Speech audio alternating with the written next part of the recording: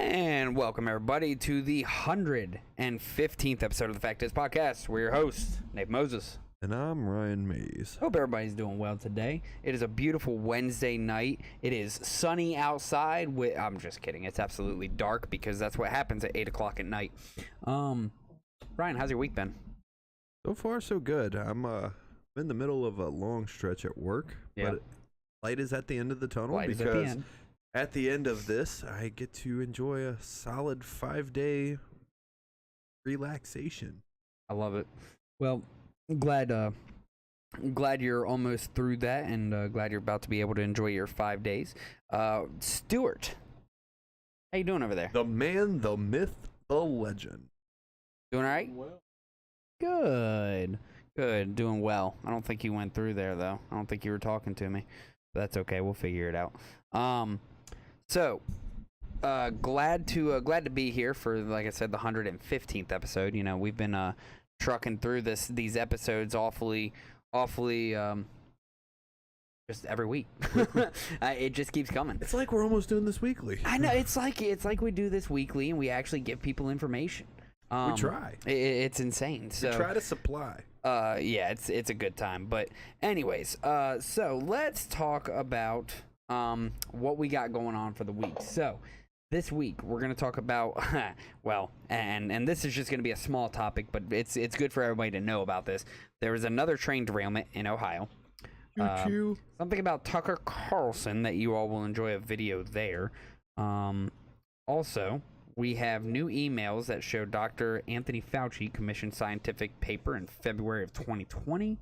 DHS program that absolutely almost nobody knows about. A Florida bill that is interesting. Protesters and police clashing in Georgia over two different scenarios. And then also Ukraine defiant as Russians claim control over Bakhmut East. So let's just talk real quick. So what you're saying is we got a pretty full episode. We got a pretty full episode, and we're going to get running on the ground here. So let's talk, number one, about Norfolk Southern. So Norfolk Southern is responsible, again, for a second train derailment. This is in Ohio, too. Choo-choo. So, yeah, choo-choo. So Norfolk Southern train derailed Saturday evening in Springfield, Ohio, sending 28 cars sliding diagonally across the tracks but injuring no one. According to several state and local agencies, the crash marks the rail line's second major derailment in just over a month and comes amid lingering questions about environmental and public health in the nearby East Palestine, where a train carrying toxic chemicals derailed on February 3rd. So, just thought everybody should know that. We're not going to dive deep into it. We ask that everybody else does their own research first. But, you know, we just thought it would be very informational for you all. So please make sure you guys dive into that topic because that's important. I mean, we're seeing more train derailments, again, in Ohio. Same company. When is accountability going to start being held? I mean, this is getting ridiculous. So who's going to be held accountable in this one, though? Is it going to be Norfolk Southern or is it going to be Ohio? Because that's a good question. Is it the infrastructure of Ohio or is it the trains? Who knows? I mean, I haven't seen any other derailments happening in states multiple times in literally a matter of 30 days. So right. Is that an infrastructure issue or is that an Ohio on the issue? Part of Norfolk Southern? Right. Norfolk Southern issue. Good questions. Norfolk. Good questions to ask. It's not Norfolk. It's Norfolk Southern. Norfolk Southern. Norfolk Southern. Yeah, so that's something that we can dive into. But again, in unrelated news. Unrelated. Sorry, but before we really deep dive here, to say instead of saying applesauce, she says apple sauce. Apple sauce. Sorry, I love it. The Norfolk thing. Norfolk. No, I love it. That's awesome for your daughter. You know, I mean, she's being raised right. Apple sauce. Apple sauce. Daddy, apple sauce. So, so just wanted to kind of put that in everybody's forefront. Make sure that it was in the frontal cortex of those brains there. Make sure you study up on that. Frontal lobe, if you will. Frontal lobe. Look how close that train is to those buildings. I know, isn't it pretty crazy? How did that not just like wipe one of those out? It's crazy how things happen sometimes. So Eesh. Yeah, big thing there that everybody needs to make sure they're paying attention to. And so going let's move forward though, because like I said, we're not going to spend a whole lot of time on that issue. I want everybody to kind of look that one up themselves. But let's actually talk about Tucker Carlson. He has something to talk about with January 6th and what's happening there. So in just a second, we're going to get that rolling. Give me one moment. Please excuse our technical difficulties. We are still getting adjusted to our new studio, so just trying to make sure everything works. We tested everything out before and it was working, but obviously technology does have a mind of its own, and when it's go time, technology decides it wants to not work, so you got to slap it around a little bit, you know, like, I don't know, man. I don't know how y'all feel about that, but like, whenever I was playing video games when I was a kid and like you would smack the Sega Genesis, I always felt like a primate. Like, I know, because it would start working right after you're done. Yeah, like, every time. All I had to do was smack it a little bit, and it just started working. Or like take the cartridge out. Blow on the whole thing. Yeah, all right, Stuart. So now let's hear from you. You doing okay back there, Stuart? Jamie? We got it all figured out. I'm doing great, guys. We did. I'm glad to join the conversation. He is in there like swimwear. You are always allowed to join the conversation, my friend. But without further ado, let's talk about Tucker Carlson and the new video footage that he's been releasing about January 6th. So if you don't mind, let's get that pulled up, Mr. Stuart, and we will get rolling. You're going to keep on. You're going to get copyrighted. I know, right? Rogan's going to get us himself. These are the pictures Man, by the looks of that, January 6th. Like They're familiar because they've been playing on a loop on every media outlet in America for the last 2 years. There's a reason for that. But it turns out there's quite a bit of video you haven't seen. From this angle, it looks like that a guided video tour. tells a very different story about what happened on January 6th. More than 40,000 hours of surveillance footage from in and around the Capitol have been withheld from the public. And once you see the video, you'll understand why. Taken as a whole, the video record does not support the claim that January 6th was an insurrection. In fact, these are the pictures you've seen of January 6th. They're familiar because they've been playing on a loop on every media outlet in America for the last 2 years. There's a reason for that. But it turns out there's quite a bit of video you haven't seen. And that video tells a very different story about what happened on January 6th. More than 40,000 hours of surveillance footage. So real quick, for those of you who don't know, we are actually watching this live with you on a TV once that you is see the video, right over you'll towards understand Stuart. why. So we're watching Taken this as right a here whole, with the you. video record does not support the claim that January 6th was an insurrection. In fact, it demolishes that claim. And that's exactly why the Democratic Party and its allies in the media prevented you from seeing it. By controlling the images you were allowed to view from January 6th, they controlled how the public understood that day. They could lie about what happened, and you would never know the difference. Those lies had a purpose. They created a pretext for a federal crackdown on opponents of the Uniparty in Washington. Our office wanted to ensure that there was shock and awe, that we could charge as many people as possible. The first thing you notice from viewing the full video record of January 6th is just how many people entered the Capitol building that day. Hundreds and hundreds of people, possibly thousands, over the course of about 2 hours. The crowd was enormous. A small percentage of them were hooligans. They committed vandalism. You've seen their pictures again and again.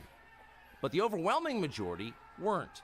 They were peaceful. They were orderly and meek. These were not insurrectionists. They were sightseers. Footage from inside the Capitol overturns the story you've heard about January 6th. Protesters queue up in neat little lines. They give each other tours outside the Speaker's office. They take cheerful selfies and they smile. They're not destroying the Capitol. They obviously revere the Capitol. They're there because they believe the election was stolen from them. They believe in the system. Here's the man you've heard referred to as the QAnon shaman outside the Senate chamber. These are not rioters. These are people who wandered over from a political rally. We will not let them silence your voices. After the rally, they walked down Pennsylvania Avenue, where organizers had secured a federal permit to hold a legal rally on the grounds of the Capitol. I know that everyone here will soon be marching over to the Capitol building to peacefully and patriotically make your voices heard. Once at the Capitol building, things began to get chaotic. Capitol police officers fired tear gas into the crowd. A few at the front of the herd broke windows. Someone opened the doors, and many hundreds of others just walked in. They're going to make that the story. Of course, they did make it the story. And at the center of it, the single most famous person arrested that day was a Navy veteran from Arizona called Jacob Chansley, often referred to as the QAnon shaman. The so-called QAnon shaman. QAnon shaman. Someone named Q Shaman. Jacob Chansley became the face of January 6th, a dangerous conspiracy theorist dressed in outlandish costume who led the violent insurrection to overthrow American democracy. For these crimes, Chansley was sentenced to nearly 4 years in prison, far more time than many violent criminals now receive. What did Jacob Chansley do to receive this punishment? To this day, there is dispute over how Chansley got into the Capitol building. But according to our review of the internal surveillance video, it is very clear what happened once he got inside. Virtually every moment of his time inside the Capitol was caught on tape. The tapes show that Capitol Police never stopped Jacob Chansley. They helped him. They acted as his tour guides. Here's video of Chansley in the Senate chamber. Capitol Police officers take him to multiple entrances and even try to open locked doors for him. We counted at least 9 officers who were within touching distance of unarmed Jacob Chansley. Not one of them even tried to slow him down. Chansley understood that Capitol Police were his allies. Video shows him giving thanks for them in a prayer on the floor of the Senate. Watch. Thank you, Heavenly Father, for giving the inspiration needed to these police officers to allow us in this building. Contrast the reality of what Jacob Chansley did in the Capitol building on January 6th, the indisputable facts recorded on video, some of which has never before been seen, with the depiction of Jacob Chansley that you've seen in the media for more than 2 years. He's a terrorist, they said. He should be killed. Shoot him. Shoot him. Like, you burst into the United States, if he was dressed like bin Laden, would you have shot him? Shoot him. Shoot him. It makes you wonder, who are the violent extremists here? Not Jacob Chansley, and the video proves that. But you would never have known from the media coverage. The people sitting in the chairs need to be sitting in a jail cell. Chansley is in a jail cell. He's been there for months. If he was in fact committing such a grave crime, why didn't the officers who were standing right next to him place him under arrest? Until now, no one could even prove that even happened. But it did. So Subscribe we to don't the always Fox News obviously go to footage or any kind of like mainstream media, whether it be CNN. I was getting ready to say, Fox I News. actually hate that we have Fox News. Yeah, on right. here Like, don't get me now. wrong, like it sucks, but this is really good footage to see. I mean, I literally had never seen this before. So the fact that we were able to see this, I think, is a really good thing. And I don't. This is tough because there were officers that died on January 6th. There was one. 6, wasn't there? I thought it was like there 6 one, officers. and I thought he died afterward from I thought there something was unrelated to the thing that happened. I could be wrong, but I thought there were 6 officers that died during this incident. There may have been, but I think his name was Sean something or another, and the media had tried to spin it like he had been hit in the head with a fire extinguisher and that killed him, but Right. it wasn't. It was like he went into cardiac arrest or had a stroke or something like 6 days later. Okay, there are 5 people that apparently died during the January 6th riots, so I'm pulling up a New York Times article. Brian Sicknick, after serving the National Guard and dreaming of becoming a police officer, blah, blah, blah. But Brian Sicknick. Brian was the police officer, right? Ashley Babbitt, yep. She I thought was it was Ashley Babbitt. Ashley, yeah. Yeah, that was the one. ASHLI. That's who Capitol was shot and killed by Capitol Police. Yep.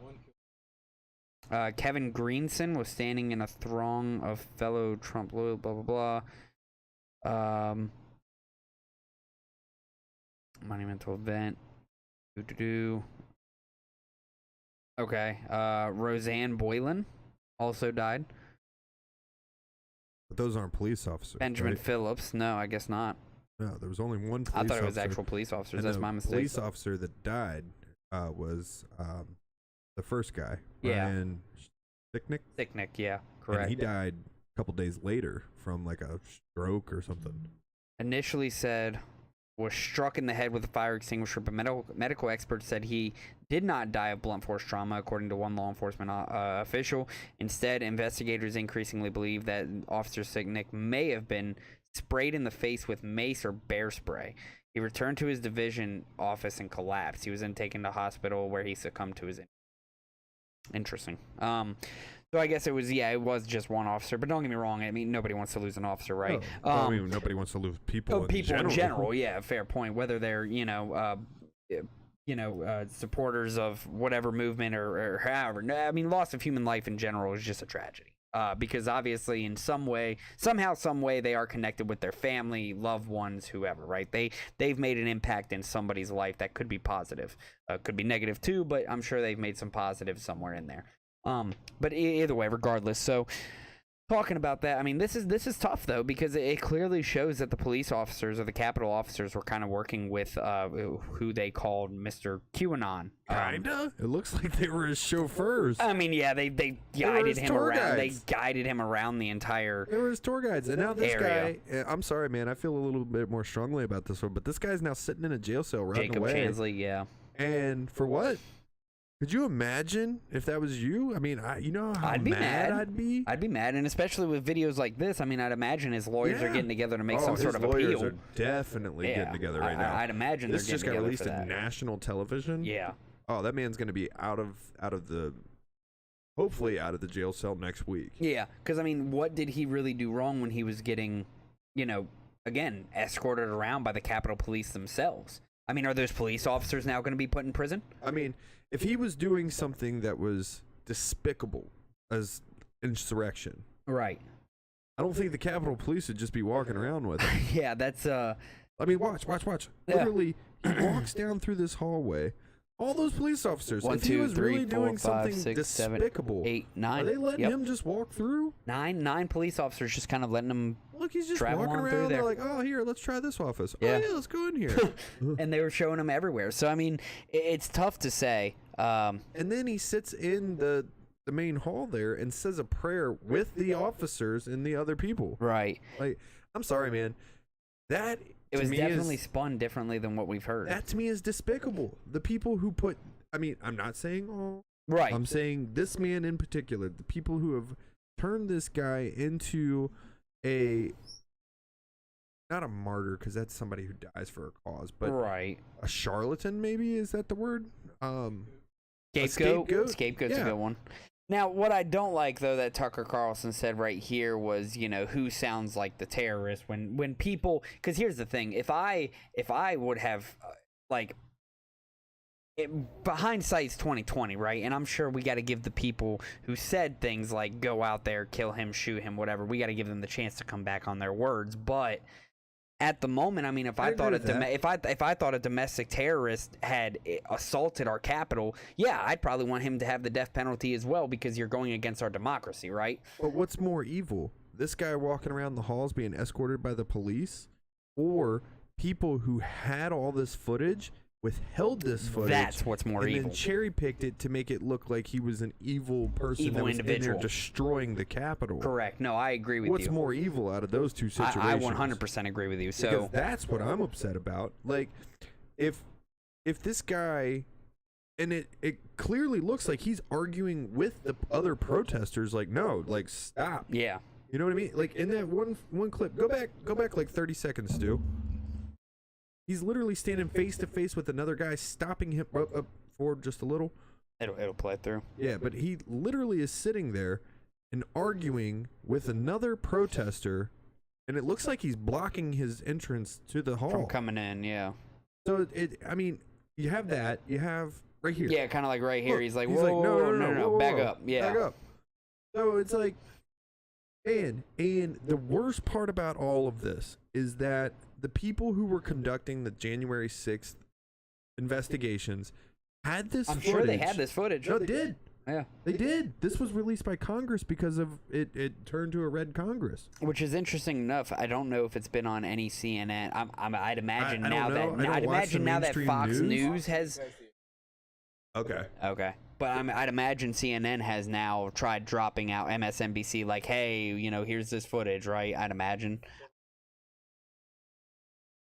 Fox. Interesting. So that's the thing. Kevin McCarthy, when he, like his first or second day, was like, we have 14,000 hours of unseen footage that should have been used in this investigation that hasn't been. Hasn't been used. And Which this is part of it. You need to hold that January 6th panel accountable. Oh yeah. Yeah, because this is ridiculous. Because again, you're putting an innocent man in prison. How many people are? How many others? How many others as well? Yeah. Now the people who are breaking windows, the people who are attacking police officers. That's fine. Go. Yeah, that's fine. Put him in jail. But this the guy, people who were just walking around, like the podium guy. You remember the podium guy? Yeah, the guy was just walking around with the podium. Yeah. And then put it back. Because it was Nancy Pelosi's, wasn't it, or some of that so. nature? He just Yeah. wanted to get the picture. Yeah. And then he put it back. Like, how did that guy go to jail? I know he didn't go to jail for like a long time, but he went to jail for like 6-7 months. Right, and that's still time that he's not getting back. 6-7 months, and not he's to not mention giving something back. it's going to be put on his record, something his employers are going to see. Well, that's the other thing is like, what do you do for Jacob Chansley now? Now that it's not very clearly, because obviously you don't see all the footage, right? But it doesn't look like anything that we're seeing here shows this man being a violent extremist insurrection leader. Yeah, I'd agree with that. Like, and if that is the case, with the new footage that's coming out, if that is the case, then what do we do for that guy? That's a great question. Because he's been sitting in jail for the last 2 years. Yep. So if he's been sitting in jail for the last 2 years, he's lost 2 years of his life. Does he get any kind of reprimation for it?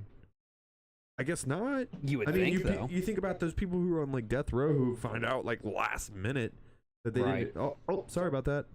And you got somebody like Kamala Harris who withholds evidence just to make sure that her conviction rate looks better than what it really is. But we're not going to talk about that. And that's what's crazy about the whole thing is it's like, okay, admit we were wrong. Go back and make the wrong right. Right. Let the guy out of jail if the evidence shows that he should be, and let him get back to his life. Yeah, I agree.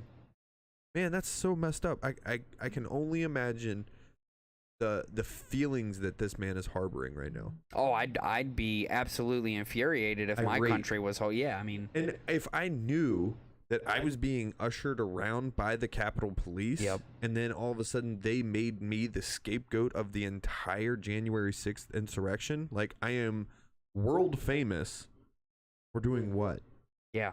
Because Nothing. I painted my face red, white, and blue, and I wore some buffalo horns. And carried an American flag around? And carried an American flag around. I stopped other people from doing bad things, and I was being ushered around by Capitol Police.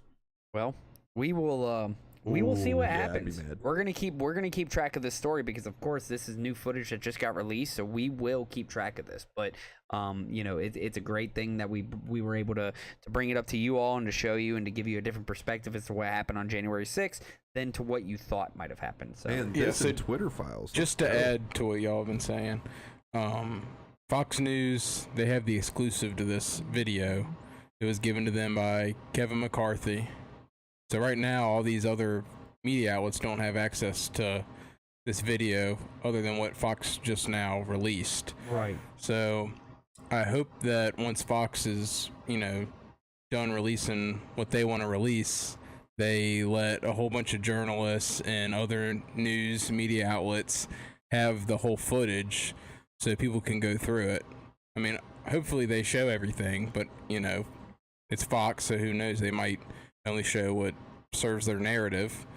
But you can look at this and it's honestly a good thing because they're showing us a side of what we've been told this whole time. Right. What has it been, 2 years? Yeah, since this has happened. So we have not seen this footage and it's been 2 years, so it's, I don't know, it's Isn't crazy. It crazy that it's just now coming out? No. Seriously, yes and no. No, right? Because it's not crazy to me because this stuff did not fit the narrative that one side wanted it to see. That's what I hate, though, because the information should have been readily available like that. If you have people that are going through digesting this film and are going through investigating it. Did you know that there was other 14,000 hours of other footage? Not until now. Neither did I. So I guess if you didn't know, then how would you even request know what a to FOIA? Look for? Yeah, it's so scary that we're allowing information to have this much lag time in the most informative era we've ever been in human history. Yeah. And we are now... Well, I mean, think about the Hunter Biden laptop. And how long it took. And it's taking. Yeah, taking. I mean, the other thing is, this is what's crazy, and this is how powerful the media machine actually is.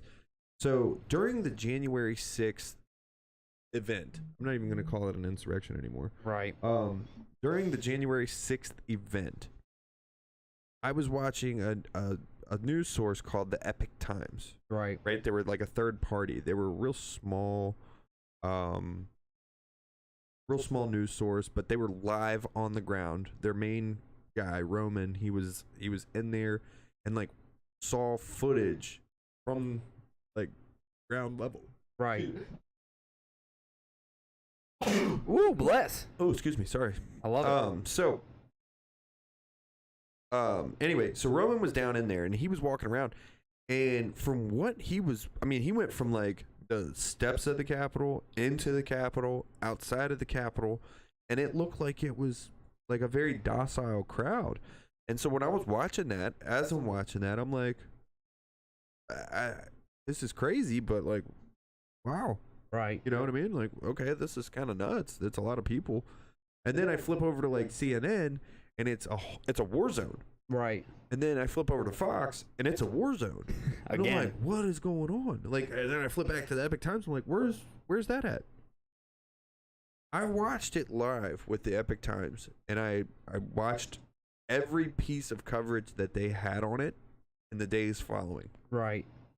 I had in my head at that time, I was like, okay, this was big, and it looks like some people may have like taken this to the extreme, but it doesn't look like it was anything crazy. Like Right. there was a lot of people surrounding the Capitol. So from the air, it kind of looks kind of like, ooh, that's getting stormed. But when you get down onto the ground level, so I had that in my head. Over the last 2 years, I've been following this January 6th committee and everything, and I've been like watching what they've been putting out. Right. It started to turn my opinion Slowly. of what January 6th was. I was actually really starting to believe like it was an insurrection. Like people were there, they were trying to overthrow stuff. And just watching what they were doing and how they were like the footage that they like were releasing. Right. It looked terrible. At first. Well, I mean, the January 6th commission that was just like last year that was doing this whole investigation. Right. And the footage that they were releasing, it looked terrible. Until now. I mean, until now that we actually have footage that shows something completely different. Well, this is more like what I saw live with the Epic Times. I'm like, no, man, it was just a bunch of people walking around taking pictures. Right. Now, it did look like there was about maybe 100 people that were just there to wreak havoc. You know what I mean? And Right. then, but I mean, out of the what was it, 1.2 million people that were there, or 3 million people that were there? I can't even remember. That at the January 6th. Yeah, January 6th. That was Yeah. it was a ton. But I mean, if 100 people out of 1 million are doing things that they shouldn't be doing, then that is such a minute number of people. I don't know, man. I don't know. It's just wild. Yeah, it's starting to have a different it's starting to create a different opinion for a lot of people because we're starting to see how much footage was withheld. So it's getting interesting, and like I said, we will definitely keep track of all this because if we don't, who will? Well, and that not only that, but like the other thing is the chain of the events. So if that doesn't happen, right, and then Congress actually goes in to vote on the legality of the electoral votes, right? Do we actually have an investigation into that? Do we have a recount? Do we have all the... Because remember, that was the goal. They were going to be sending in different electors. They were challenging the results of the election. Right. And then this happens, and then all the people who said they were going to stand up and challenge this didn't. Yeah, you know, So it's a huge like chain of events thing here. It's like, whoa. It's concerning too because if they're willing to withhold just this kind of footage, what else are they willing to withhold from us? I mean, why are you so scared to be so... Why are you scared to be honest? Honest and transparent? I don't understand why Yeah, real quick, 1 second. I do want to touch up. We do have a comment on YouTube as well. Dre has joined us on YouTube. Really? He said, "Bro, I still play Sega and Super Nintendos." I love that it, was back Dre. in the beginning of the video. So yeah, thank you for joining us, Dre. We really appreciate it. Glad to have you. And if you have any questions or you want to make any comments throughout the video, please, or the stream, please make sure you hit us with that. But you know, who doesn't love a little bit of Sega and Super Nintendo? I mean, I still don't have those consoles, but damn, they were amazing. I actually downloaded Sonic onto my phone. No I don't way. ever get to play it, but it's on there. I bet it was fun too. It was. And then, like I said, I forget about it for like months, and I'm like, oh my god, I got Sonic. All right, quick MSNBC video, and then we got to move forward because we are way behind on all these topics we got to hit tonight. Yeah, like, I mean, that was a big one, though. That was a big one. So here's from the other side, I guess. He says, check your phone.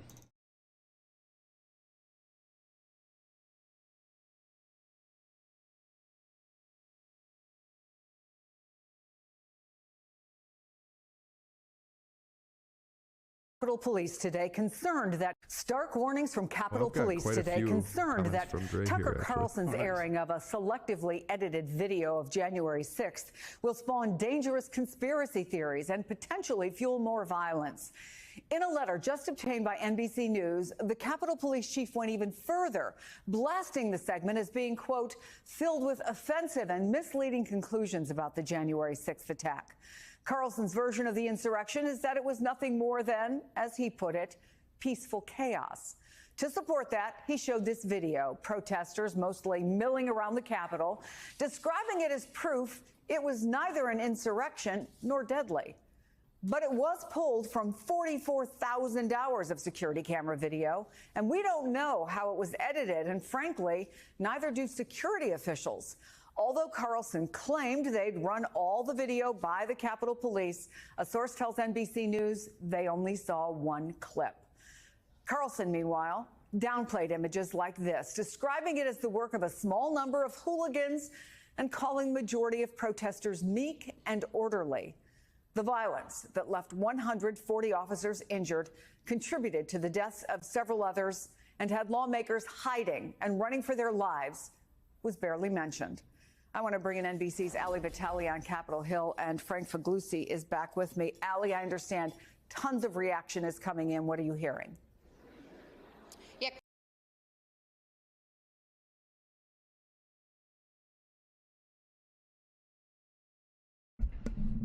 All right, so there's MSNBC's kind of take from it. So I mean, they're at least coming back with some sort of acknowledgement of everything that's happening. And now these, like, that's the problem.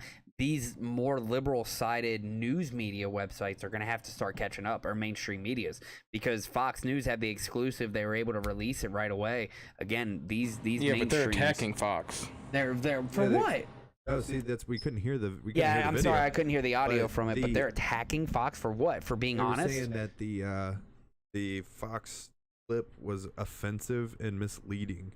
It's not misleading if that's facts. I mean, we all saw the video. What can be so false about a video like that they have no control over? I'm so confused. I mean, it goes against the narrative, bro. Yeah, and it's the narrative that they've spent the last 2 years building. So this is where it's starting to turn. This is where it's going to truly start turning into actual violence, because if we can't differentiate factual information from a false narrative, people are going to start getting very angry in this country.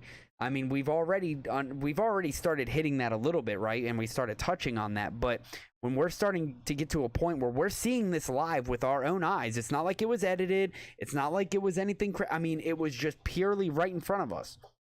People are going to start getting violent because this is blatant lies. And this is why their ratings have dropped drastically over how many years? But yeah, so over the last couple of years, actually since 2020, their ratings have gone through the floor. Yeah, and to touch up on some of your comments, Dre, which started with if it had come out back when they first were going all over all this, when he was texting you. Yeah, I mean, and we apologize for not acknowledging you earlier. You're on YouTube, and we don't see those comments right away. Now we do through our streaming channel or service, however you want to put it. But yeah, now we see the comments coming through. So yeah, of course. But yeah, I mean, it would be interesting to go back to the very beginning as to when this trial was happening. You know, when his trial was happening, was this evidence brought upon? Why wasn't this evidence brought upon by January 6th, the investigation panel, right? Where are his? I mean, I'd imagine his lawyers are going there to, you know, acquit him right now. There's quite a few lawyers that are now going to him pro bono. Oh, and easy. saying, let's get you out of here. Easy, like, let's get you out of here. This is obviously very clear. Well, and you know, Dre actually said something that was, I mean, he texted me because obviously we couldn't see the comments. Right, so we couldn't see it at first. But I wanted to say he said something that they can't admit that they were wrong because it was orchestrated by the very people who made that veteran the scapegoat. Yep. I mean, that's... And you know what's sad is they're using a veteran. Veteran as a scapegoat. The same person that goes and protects their freedoms. The one who's protecting them with the guns. And they're trying to come in and use him as a scapegoat. So let's move forward off this. We will keep track of it, of course, because we want to make sure we go back. Like I said, I'm sure his lawyers are doing everything they can to go back and, you know, get him another trial and to get him out of there. So we will touch up on that. But moving forward, let's go forward with Dr. Anthony Fauci, because this is always fun. Now, I do want to make this very clear. The article we're about to show, if I'm not mistaken, is more of an opinion piece. Am I correct there on that one, Stuart? Or no, there is an opinion piece attached to this. Okay, I apologize. But this is going to be the factual part of the New York Post article. So new emails show Dr. Anthony Fauci commissioned scientific paper in February 2020 to disprove Wuhan lab leak theory. So new emails uncovered by House Republicans probing the COVID-19 pandemic reveal the deceptive nature of Dr. Anthony Fauci. They show the prompted or commissioned and had final approval on the scientific paper written specifically in February 2020 to disprove the theory that the virus leaked from Wuhan lab. 8 weeks later, Fauci stood at the White House press conference alongside President Donald Trump and cited the paper as evidence that the lab leak theory was implausible while pretending it had nothing to do with him and he did not know the authors.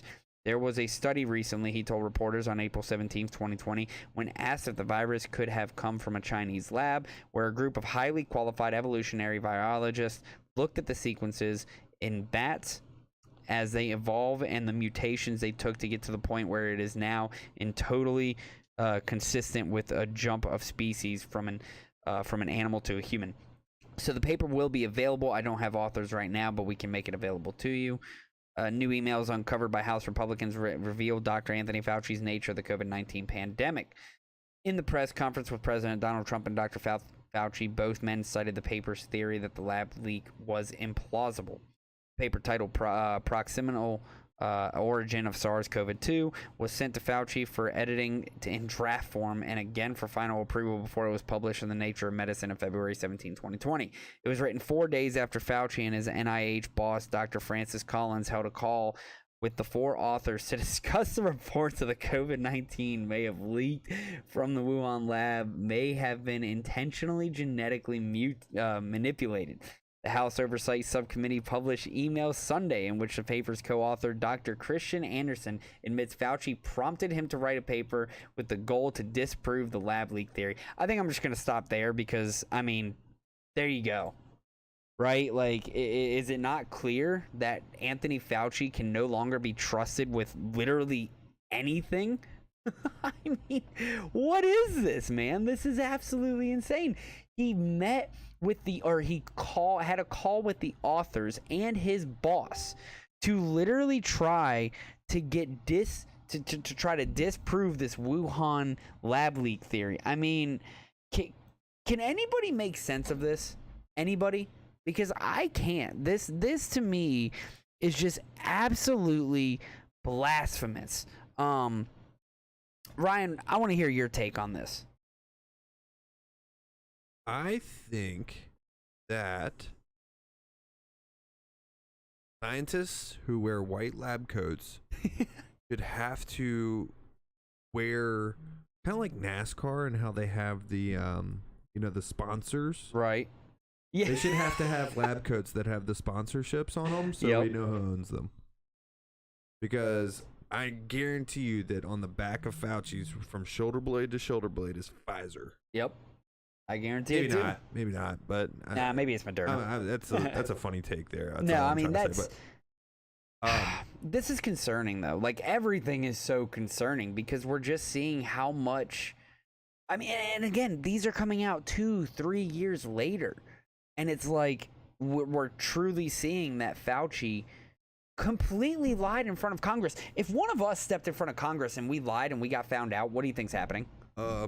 I don't know. At this point, nothing. I guess, yeah, if you're Dr. Anthony Fauci, nothing happens when you lie. But like, you know what's funny is Rand Paul's been calling him a liar for the last 2 years, and everybody's been like, Rand Paul, that crazy guy. No, dude, he's been I on love it. Rand Paul. I don't want to hear crazy. Been on it. He's been calling him a liar for the last 2 years. He's like, you're lying to Congress. There's so many like just clips and just everything where Rand Paul is actually out there ripping him a new. Yeah, so it's like I said, this is all just getting concerning, and I don't know. I don't know when this ends, right? Like, I don't know when we're going to find out the truth. I don't know if we're going to ever truly see the accountability that we need to see with those in the January 6th investigation panel, with Dr. Anthony Fauci. Is he going to get arrested and spend the rest of his life in prison because you literally lied to Congress? I mean, is that not like the treason perjury? Itself? Perjury? I'm pretty sure it's perjury. I mean, seriously, you're like, I don't understand. You have to take the oath, right, to even be able to testify in front of Congress. Correct. And then you broke the oath, and then also you're testifying. Your testimony is a falsification. Right. Yeah, it's got to be perjury. I mean, it's got to be. I mean, yeah, guys, I don't even know anymore. I mean, if convicted of the crime, a person could be looking up to 5 years in prison. So, I mean, that should be the rest of his life. I mean, are you saying he's old? No, I'm saying that when he gets in there. Oh, they're gonna probably, yeah. I mean, somebody's gonna have something to say about it. I'd imagine. Somebody's gonna have to find a way to take their anger out on him. I'm not gonna equate the two, but I mean, actually, maybe. Like, how many people died because of suicide in 2020 because of the lockdowns that happened? How many people died from COVID that now could be potentially a lab leak that was funded by Fauci's organization? Yep. Lost their job. Lost their job. Like, how many people are in prison right now because they had to steal food? How many different businesses got shut down, small businesses throughout the country, because they weren't able to stay open because their government decided to shut them down? Yeah. So, I mean, there's a lot of different ways you could look at this, but I mean, I think the way that everybody's starting to look at it is, like, just be honest. Right, and that's all I think anybody's looking for anymore. No matter how bad the truth is always better than a lie. The truth will set you free. I mean, I learned that lesson from my dad when I was a young kid. Right. Lied to him once. Don't lie. Yeah. Lied to him once. He took care of that problem. I didn't lie to him anymore. Didn't lie to him anymore. You know what? But the thing is now, no matter what, if the truth sucks, well, guess what? It's easier to face that suck when you're being honest than to lie about it and then go and try to cover it up, and the anxiety that builds. I mean, can you imagine? Unless these people are just absolute sociopaths, right, and just have no conscience, because that sucks. That anxiety that builds, that pressure that builds inside you when you are purposefully not doing the right thing. Right. Like, man, that's tough. But at this point, I mean, can we truly sit here and say that any of them do have a conscience? Right? Like, it's hard. I mean, there's the case to be made that no, they don't. I mean, seriously, they're allowing things like this to happen for years and years, and they have no care in the world that they need to take responsibility for their actions. Well, and they're letting a man sit in jail right now, a veteran sit in jail right now for it looks like no just cause. Yep. And they're just completely content with it. These are the people we're dealing with, and we're going to continue to deal with. So, absolute power corrupts absolutely. Yeah, I mean, I 100% agree. Let's move on to the next article. Of course, we're going to kind of get through that one, but I mean, we'll keep track of what happens to Dr. Anthony Fauci. I mean, obviously, probably nothing, but yeah, the fact that they've made documentaries on this guy, like being, you know, I know. Hey, have you ever seen the movie Dallas Buyers Club? I haven't. But I've heard when he like got real skinny. I've heard it's really good. The guy who got AIDS. Yeah, I've heard it's good. I've never seen it. You know who the bad guy was in that movie? Who? Anthony Fauci. Really? Go watch it. Dallas Buyers Club. Yep. Matthew McConaughey won an Oscar for it. I'll have to make sure I watch that this Literally, weekend. the bad guy in that movie was Dr. Fauci because they were withholding life-saving drugs from AIDS victim or AIDS patients, and they were pushing poison, like stuff that was actually killing people. Right. So yeah, go watch that. Abel jumped in over on Facebook. Abel, thank you. He jumped in and said that's a great movie. So thank you, Abel. Appreciate your comment there. Love that you joined us today. You know, and I'm really glad that, like I said, we got new people jumping in and talking to us. So thank you all so much. Continue to comment as we go through this. We love to hear your opinions, and we'll throw them up out here for everybody to hear. And yeah, please just make sure you all keep commenting. You are the fuel to our fire. The more interaction we have, the better this whole experience gets. That's right. We love doing what we're doing, and we love presenting facts and then giving our opinions on it. But when you guys and gals step in, give your opinions, and give us, you know, some feedback, that's makes the world go round. Yeah, I agree. It makes it a lot more fun for everyone. So let's jump into the next article. DHS has a program gathering domestic intelligence, and virtually no one knows about it. This is going to be interesting. Except for Edward Snowden. Oh, did I slip that in? He's on Russia's side now. For years, the Department of Homeland Security have run a virtually unknown program gathering domestic intelligence, one of many revelations in a wide-ranging tranche. Tranche? That's what I'm going with. Nah, maybe. H is silence. Of internal documents reviewed by Politico. Those documents also revealed the significant number of employees in DHS's intelligence office have raised concerns that the work they are doing could be illegal. Under the Domestic Intelligence Program, officials are allowed to seek interviews with just about anyone in the United States. That includes people held in immigrant detention centers, local jails, and federal prisons. DHS's intelligence professionals have to say they're conducting intelligence interviews, and they have to tell the people they seek to interview that their participation is voluntary. But the fact that they're allowed to go directly to incarcerated people, circumventing their lawyers, raises important civil liberties concerns, according to legal experts. The specific element of the program, which has been in place for years, was paused last year because of internal concerns. DHS's Office of Intelligence and Analysis, which runs the program, uses it to gather information about threats to the U.S., including transnational drug trafficking and organized crime. But the fact that this low-profile office is collecting intelligence by questioning people in the U.S. is virtually unknown. The inner workings of the program, called Overt Human Intelligence Collection Program, are described in the large branch of internal documents Politico reviewed from the Office of Intelligence and Analysis. Those documents and additional interviews revealed widespread internal concerns about legally questionable tactics and political pressure. The documents also show the people working their fear punishment if they speak about mismanagement and abuses. One unnamed employee quoted in April of 2021 document said leadership of INA's Office of Regional Intelligence is shady and runs like a corrupt government. Another document said some employees worried so much about the legality of their activities that they wanted their employer to cover legal liability insurance. Carrie Batchner, formerly the career senior legislative advisor to the DHS Under Secretary for Intelligence, said the fact that the agency is directly questioning Americans as part of the domestic intelligence program is deeply concerning, given the history of scandals related to past domestic intelligence programs by the FBI.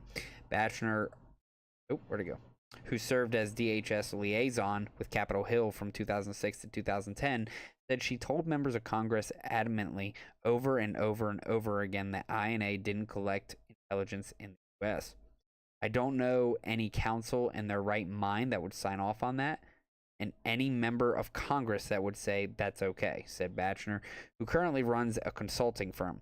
If these people are out of the interviewing folks that still have constitutional privileges without their lawyer present, that's immoral.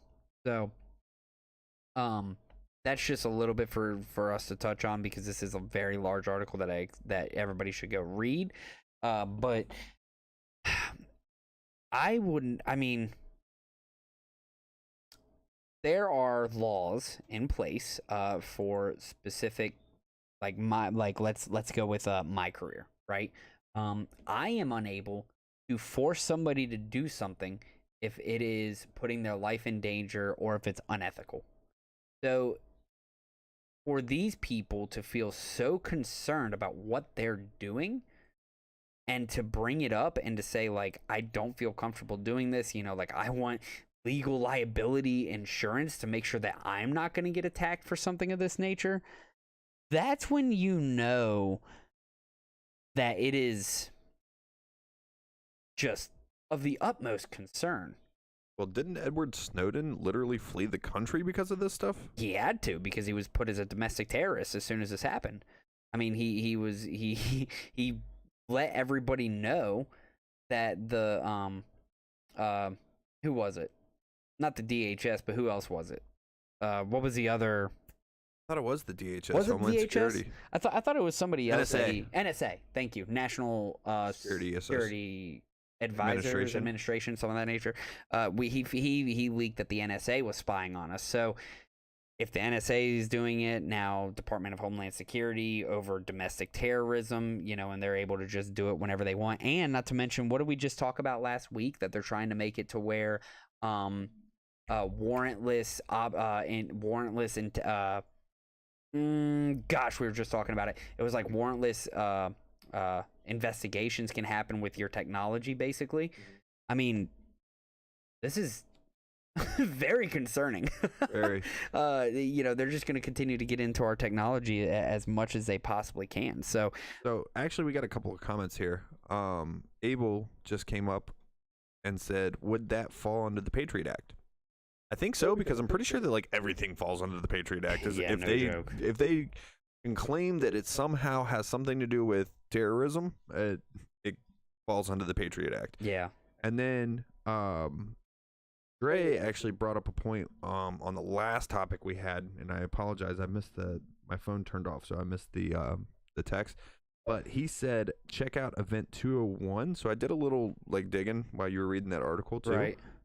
Dude, did you know in 2019 the Johns Hopkins and the World Economic Forum and the Bill and Melinda Gates Foundation ran a simulation with a novel coronavirus, and did a model in it in 2019? What? Yeah, look up Event 201. It's actually kind of crazy. But yeah, so there's that. That sounds kind of interesting. Holy crap, yeah, it's right here. 2 different drills with 2 different goals. Event 201, hosted by Johns Hopkins Center for Health Security in collaboration with the World Economic Forum and the Bill and Melinda Gates Foundation. Why is the World Economic Forum on there? Why is the Bill and Melinda Gates on there? Bill Gates is a software developer. What is he doing? Yeah, an exercise simulating a global pandemic in New York City. The goal was to outline preparedness efforts, response, and cooperation from businesses, governments, and public health leaders to reduce economic and social impacts of the pandemic.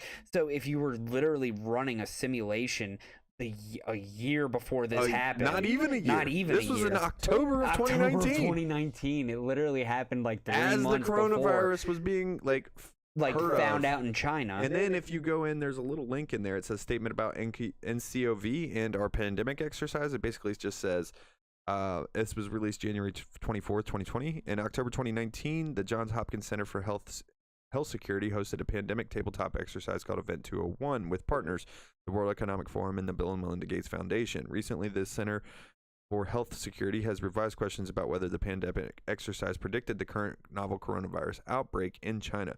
To be clear, the Center for Health Security and partners did not make a prediction during the tabletop exercise. For the scenario, we modeled fictional coronavirus pandemic. Wow. Fictional coronavirus pandemic. And then it happens. And then it happens months later. So, I mean, it wasn't just a simulation. It was a real life test. Maybe. And they just wanted to see what happened. Perhaps. I mean, that's my opinion. I mean, I don't know if I'm going to go that far, but it's It's all starting to sound awfully fishy. God, that's weird. If it looks like a duck, quacks like a duck, it's probably a fish. Oh. And then I love how Abel came in, of course, with the whole Patriot Act, and he said, yeah, that's true. Most drills usually end up happening. So, with the Patriot Act, for anybody who doesn't know, Congress enacted the Patriot Act by overwhelming bipartisan margins. So, among law enforcement or arming law enforcement with new tools to detect and prevent terrorism. So, I mean, anything defined by terrorism, with the government can literally be monitored. According to the Patriot Act. Just about, yeah. And if that's the case, then Fieldcraft Survival, again, with Mark Glover, Mike, God, I don't know why I keep messing up his name. Mike Glover, who literally is just teaching you how to survive, is considered a terrorist, so now they can spy on him whenever they want to, according to the Patriot Act. Yeah. So, I mean, there you go. So, like, if they wanted to list us as domestic terrorists, right, just because we're sitting here doing a podcast, they can look at everything going on in our technology. Who's to say that every right single podcast that's been out there has not been labeled a domestic terrorist threat? And depending on, what they're talking about, obviously, and then, like kind of makes you want to take one of these phones and computers and just throw them in a pond. Or that. Throw it in water. Yeah, because it's crazy. But Abel actually just hit us with 2 others. He said that ties back into why Dr. Fauci was so up and down with the stuff they fed him. Yeah, that would be. Yeah, it makes sense. And then he also talks about there's also a movie about the chemical spill in Ohio that literally just happened that was spot on and almost identical. I don't know about that movie, but I'd love to hear that. Yeah, tell me what movie that is. Yeah, tell me more. But wait, there's more. Tell me more. Man, and it's really starting to seem like our reality is constructed in a way that is orchestrated almost. I mean, it's kind of crazy, actually. All really concerning. I mean, all of this is really, really concerning. But to what extent we continue to find out, it'll be bits and pieces as years go on. So, the good news is we are in the information age, and we are getting a ton of information released. Yeah, but when daily. It's too late. That's the part that sucks. I mean, we're finding out about this January 6th again 2 years later, and but the thing is now that we're getting the information, we can be better prepared. We can arm ourselves better. Yeah, we can arm ourselves and better prepare for the next thing that happens. And if X-Files didn't make you question everything, then this stuff should make you question everything. That's hilarious. White noise. All right, I'm gonna have to check that out. Yeah, I'm gonna have to check that out as well. So I sent a little message to our chat earlier too, called with Dallas Buyers Club, and now it's gonna have to be white noise. That way I can remember to keep track of all this. Because my brain, dude, I'm scatterbrained, as you all know, and I think these guys can attest to that. So Dre actually just hit me with another one. Parents at PTA meetings were also labeled domestic terrorist threats. Oh my goodness. So how does that mean any parent who's ever attended a PTA meeting? Yeah. I don't know. That's a great question. At what point do you really define what a domestic... I mean, we should know. We should have a pretty general idea of what a domestic terrorist is. I would say that somebody like Mike Glover or me or you or Joe Rogan or parents at a PTA meeting are not domestic terrorists, but that's just my opinion. But you know what this tells me? It tells me that we need to go back, we need to repeal the Patriot Act, and we need to start holding people accountable for who are doing these terrible things. I agree, but it's going to take some real politician push to get it out there. That's going to be about as easy as getting politicians to vote on term limits. Yeah. Impossible. So there's that. All right, I got something to say about the term limit thing. No, let's hear it, Stu. You're going to get us way off topic. All right, let's hear it. This is a devil's advocate or argument against it. Okay. So if we don't have term limits, doesn't that mean our country is more set up for a democracy? Isn't that more of a real democracy? If we want somebody to be in Congress or governor or president for 20 years, is that more of a democracy than putting term limits on them? I would argue maybe back when technology wasn't as pertinent, influential, or pertinent as it is today. We are at a point where AI technology is literally able to track everything about our brains. It is able it is able to literally tap into our minds. Forgive me. Go ahead and take this over, Ryan. I don't know where he was going with that, but I'm gonna say I disagree on the fact of the basis of like, isn't that a true democracy? Because of gerrymandering. I think things have been gerrymandered so bad that people have been able to take advantage of the system and stay in power. Also, it's kind of hard to say that is a democracy when you have the super PACs that are at play, and it is impossible to take down an incumbent like politician. You just can't, because they have so much money, so much power backing them up. So yes, Stu, I see what you're saying. And if it was a true system and there wasn't the super PACs in play, the lobbyists in play, and gerrymandering in play, I would say yes, okay, if the people actually vote on it and they want that person to be in office for 20 years, maybe, yeah, okay, cool. But at the same time, absolute power corrupts absolutely. So I think it's healthy for there to be turnover, just like it's healthy for there to be presidential turnover. I don't think that anybody should hold that amount of power for as long as some of these senators and these House of Representatives or these congressmen and women have. I don't agree.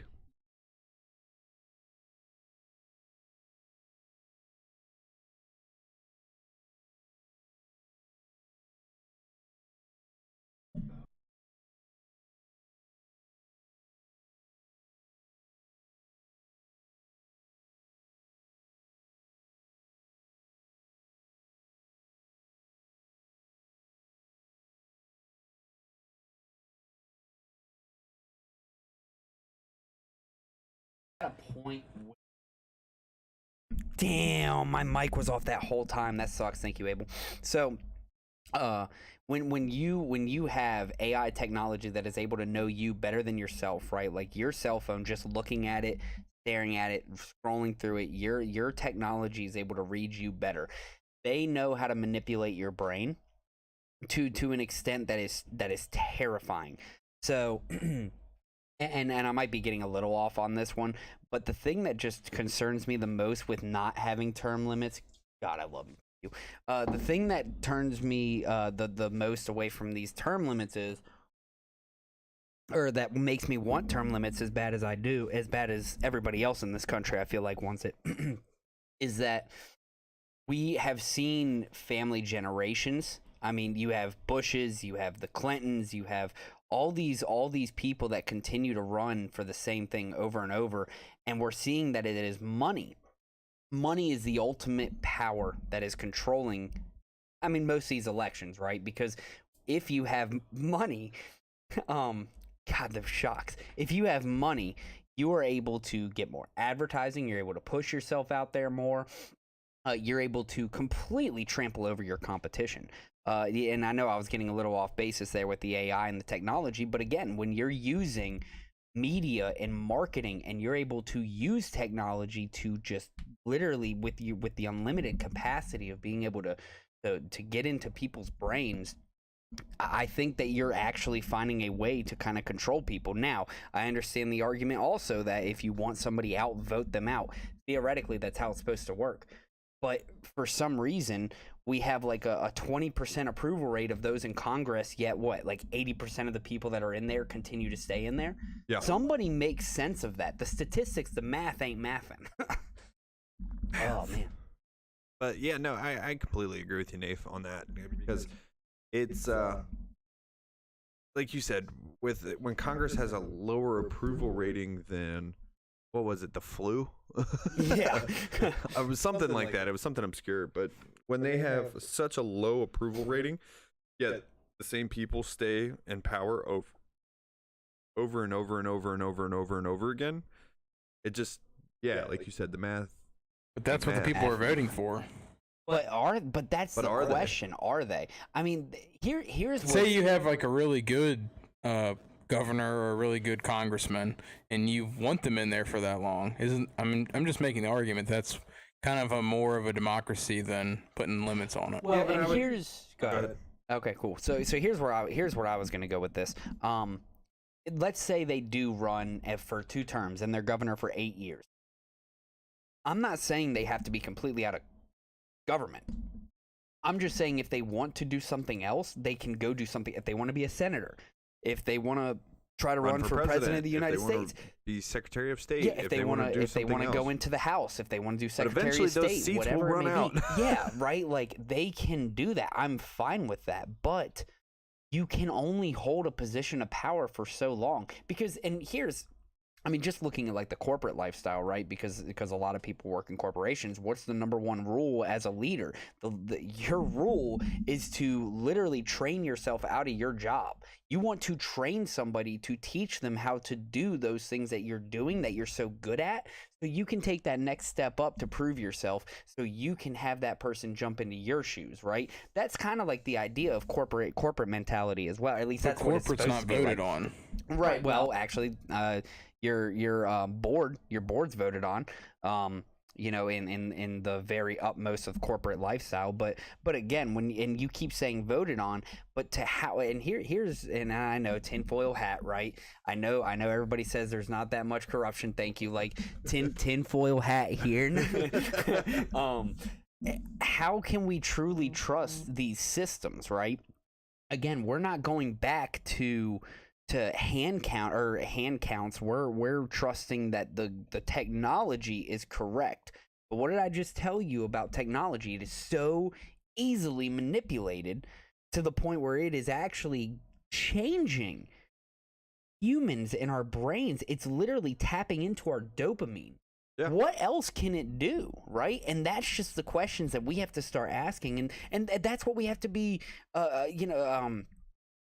just curious about. Those are the questions we have to start asking. What more can these things do when we just keep relying on technology more and more? But I hear what you're saying, Stu. I would have to go back to a quote from one of the greatest movies of all time. I'm sorry, I'm a major cinephile, guys, but The Dark Knight. Bruce Wayne, Harvey Dent, they're all sitting around this table, right? And they're talking about heroes and villains. Yep. It's like, do you die a hero or do you live long enough to see yourself become the villain? Yep. And I feel like that's politics. Like, you have a lot of these people that go in and they really truly want to enact good change for the country and for people and to try to make things better.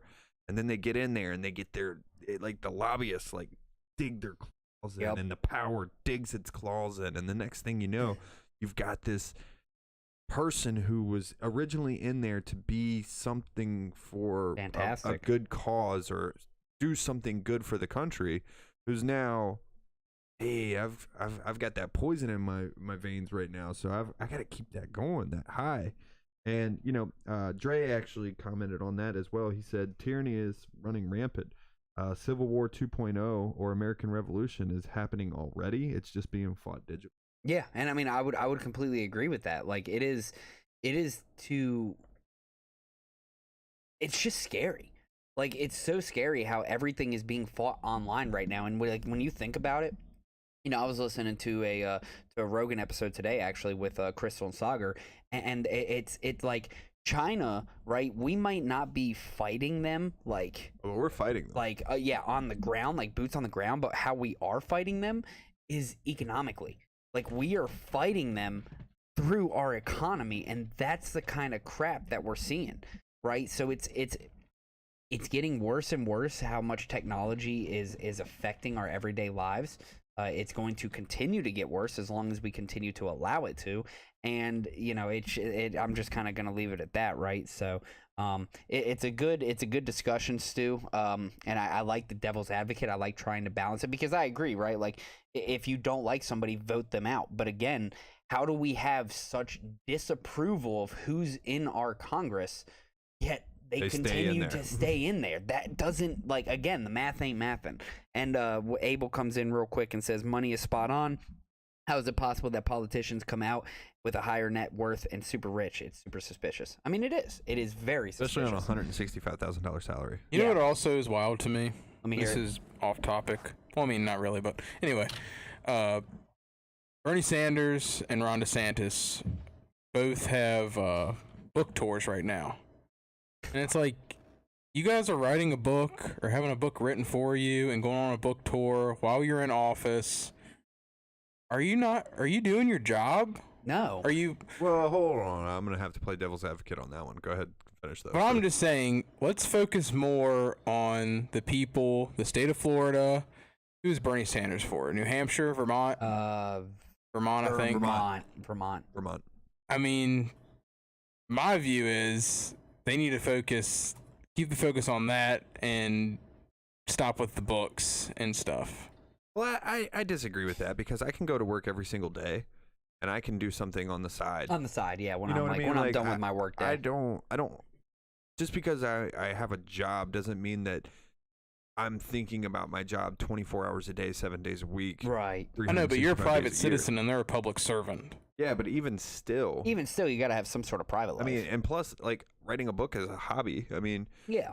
And they use their platform as yeah, absolutely. senator They use their or platform. governor. But Yeah. I'm not as concerned about them writing books about what they're doing as I am like of the performance that they're turning in while they're doing their duties as a public servant. Right. Like, let's see what you're doing. And Bernie Sanders has a pretty good track record of doing what he said he was going to do in Congress. Yep. So I can't knock the guy for writing a book because he's done what he's set out to try to do. And then Ron DeSantis has, for the most part, been a pretty kick butt governor. Right. I mean, you can't. Yes, is he perfect? No. Is everybody gonna agree with everything that he does? No. But he's done a pretty good job as the governor of Florida. So in his spare time, if he has somebody that he's just turning notes over to and they're writing a book for him and he's using his platform to then sell that, I mean, that's just capitalism at work. Which is fun because guess what our next topic is? Let's hear it. Florida bill would require bloggers who write about the governor to register with the state. So real quick before we start that, just want to say we got 2 people on Twitch right now watching. Thank you to you all. Dre, I know we got you on YouTube. Dre's Thank you so me much. Text over here too. It's yeah, awesome.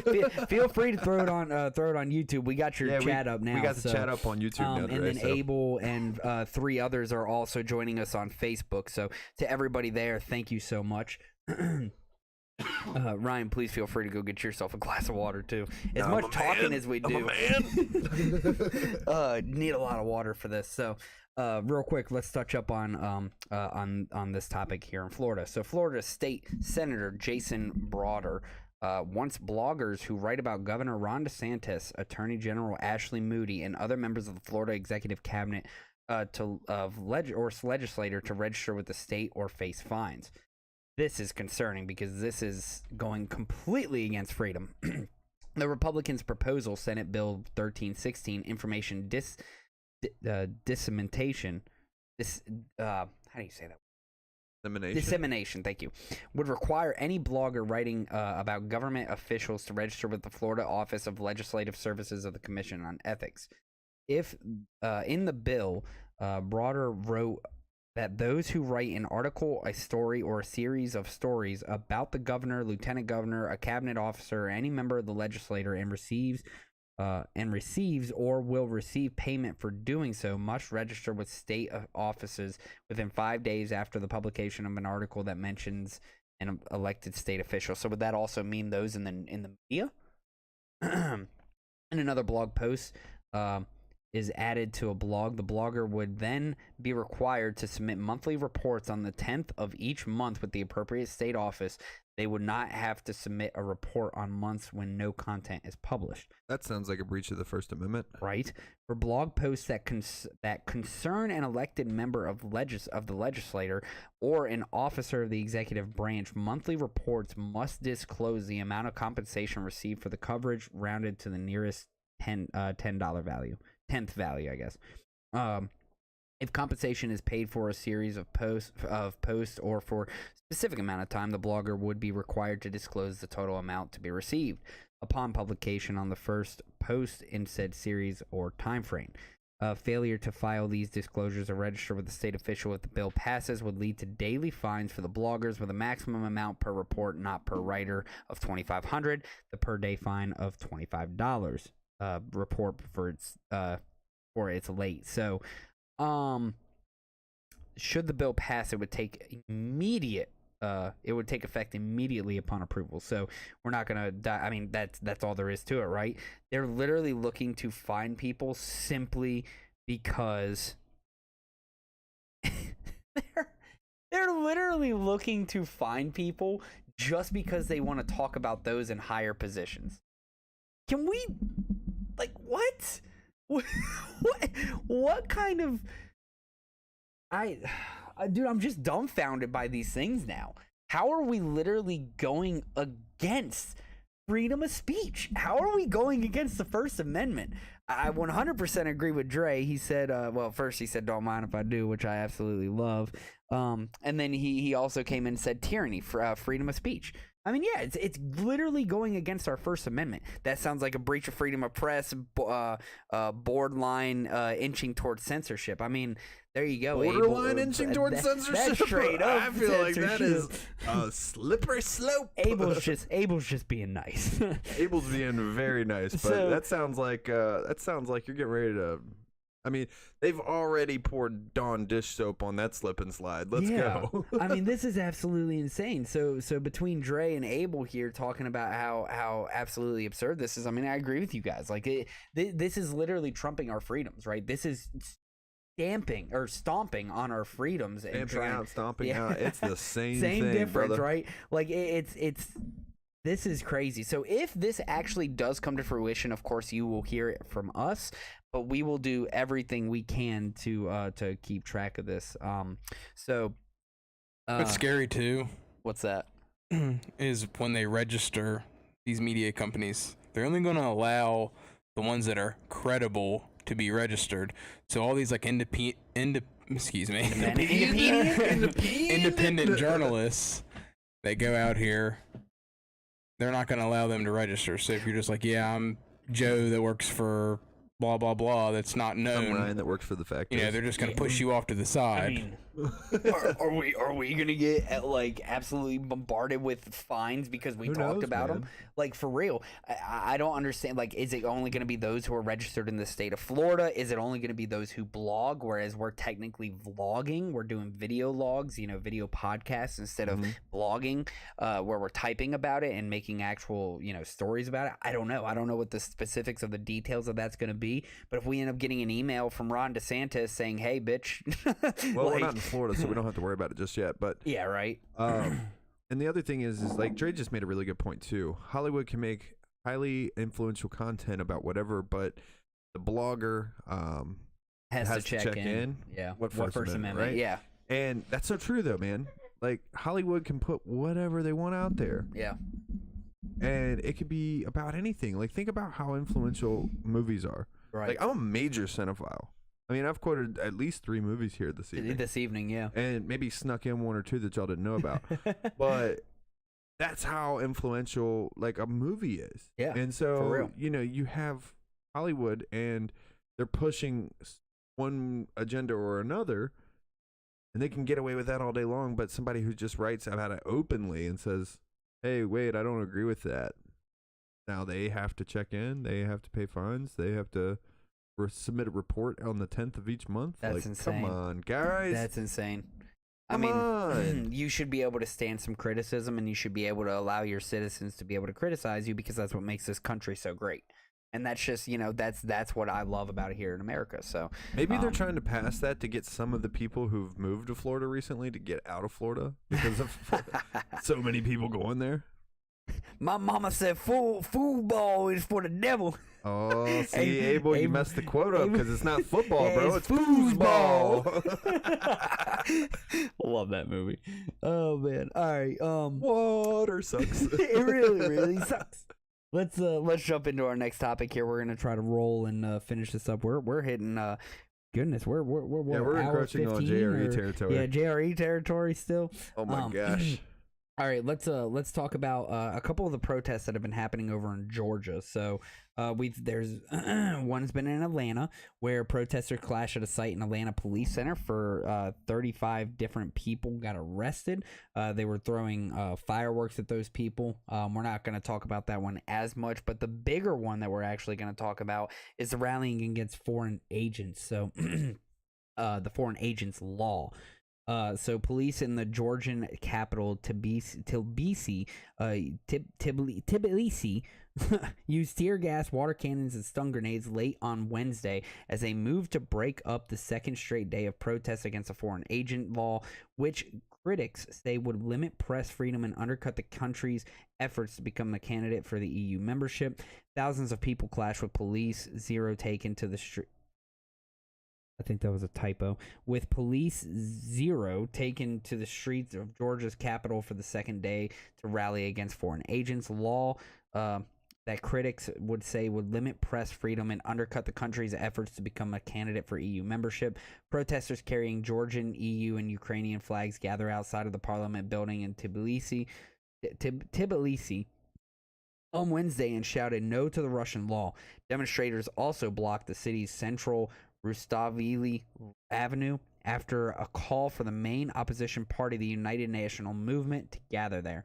Later on Wednesday, hundreds of police, many carrying riot shields, used water cannon, tear gas on protesters for the second night. I know. For the second night, makes you kind of think back towards the civil rights too, right? Yeah, think about that. That's okay, crazy. So this is completely just yeah, off no, the go wall, ahead. But like part of me, like the kid in me is like, bro, I'd love. But then the other part of me is like, dude, that looks like it would hurt. It'd be a little painful. Completely. That's how my brain works, ladies and no, gentlemen. I love it. I absolutely love it. Because I used to think the same thing as a kid, like straight up. Like, oh man, that would be so cool. I'd love to get blasted by one of those. Like, take me down the street. And then realistically, they're coming off with like skin peeled off their like everything. Dude, you got a hole punched in you. Yeah. Like, have you ever been like power washing and accidentally like hit your foot? Oh, it hurts. Or hit your hurts hand bad, or something? Yeah. Yeah, bro, it's no joke. Not fun. But used water cannons and tear gas on protesters for the second night in a row as clashes again broke out in Tbilisi. So I'm just going to keep butchering that name. Forgive me, y'all. Some demonstrators threw stones and pushed over barriers outside of the parliament building, but unlike the previous night, there were no signs of demonstrators throwing petrol bombs or stones at police officers. Georgia's parliament on Tuesday passed the first reading of the law, which would require some organizations receiving overseas funding to register as foreign agents. The law, backed by the ruling of Georgian Dream Party, would require any organization receiving more than 20% of their funding from overseas to register as foreign agents or face substantial fines. Critics have said the bill mirrors a 2012 law in Russia that has since been used to crack down on dissent and suppress Western-funded NGOs and media.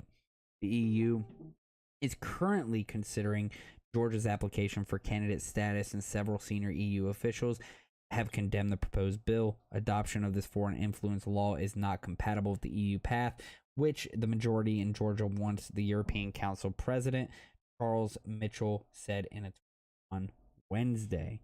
So, bro, did you know that this is in another country? What? Yeah, it's in Georgia, the country. Like that's why. Oh, this is in Georgia, the country. I knew that. Yeah, no, I totally read that wrong. That's my apologies. Sorry, I'm kind of blasting through these right now because we've been going for so long. But so yeah, this is in the actual Georgia, the country. So forgive me for that. I completely butchered that. Down there in Atlanta. Yeah. Well, the other one's in Atlanta, so we'll touch up on that one in just a second as well. But. I thought it was two in Get Georgia. Down to Atlanta, yeah, like, where are the protests? Yeah, I thought this was completely two different in Georgia. protest. I was way off.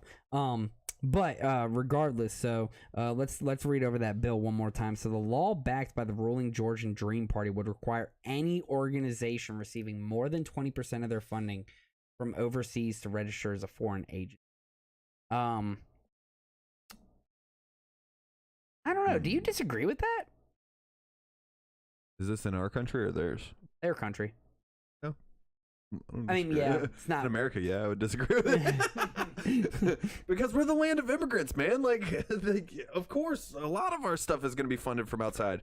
Yeah, but I wouldn't mind knowing, or at least the transparency of who's funding those organizations. You know what I mean? Like if China was putting 40 to 50% into a company, I would love to know about that. Why?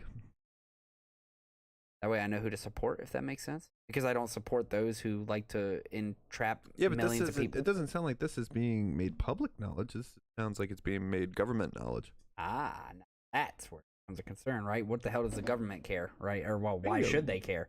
Yeah, I mean, unless they're like in an instance of China who likes to copy and steal everything. But I mean, yeah, I would guess that it's a government you would want to know like where funds are coming from, right? But I don't know. That's such a double-edged sword, man. Yeah, it really is. Yeah, I don't. Freaking Dre too. He said the British are coming. This guy. Yeah. Sorry guys, forgive me. It's been one hell of a day. I've been sitting in classes all day. Plus I was about to say, damn, they're going ham in the ATL. That's funny. So yeah, I mean that's what's happening in Georgia, the country. Let's talk about what's happening in Atlanta, Georgia. So police protest clash at a site of Atlanta Police Center. 35 arrested. So. Fires broke out at a construction site of Atlanta Police Training Center on Sunday after the demonstration at the property led to clashes between police and protesters, and 35 people were arrested in total.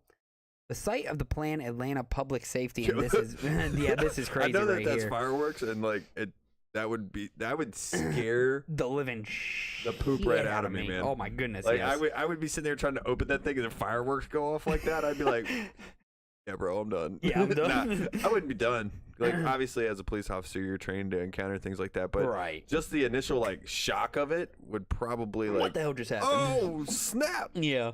Like, look at that dude. The bald guy, man. He's like, whoa! He almost tucked and rolled out of there, bro. Combat roll. The site of the planned Atlanta Public Safety Training Center, derivatively called Cop City by opponents, has been the scene of escalating confrontation as demonstrators oppose both the increasing militarization of police and the development of the forest, and that its defenders call the lungs of Atlanta. The police and training center is being built on 85 acres of a 400-acre property in an unincorporated DeKalb County that is owned by the city, according to the facility's website. It is within the larger South River Forest, also known as the Weelaunee Forest. Gosh, where are all these names coming from? Sunday's events began with music festival that was part of the week of demonstrations against the construction, but police said events turned violent when agitators changed into black clothing, breached the site, launched bricks, rocks, Molotov cocktails, and fireworks at officers. Goodness. The illegal actions of the illegal actions of the agitators could have resulted in bodily harm. Officers exercised restraint and used non-lethal enforcement to conduct arrests. Wow, those are some nice officers, because if somebody's throwing a Molotov at me and trying to light me up, I wouldn't blame them for using actual force. I mean, non-lethal force is still actual force. Yeah, good point.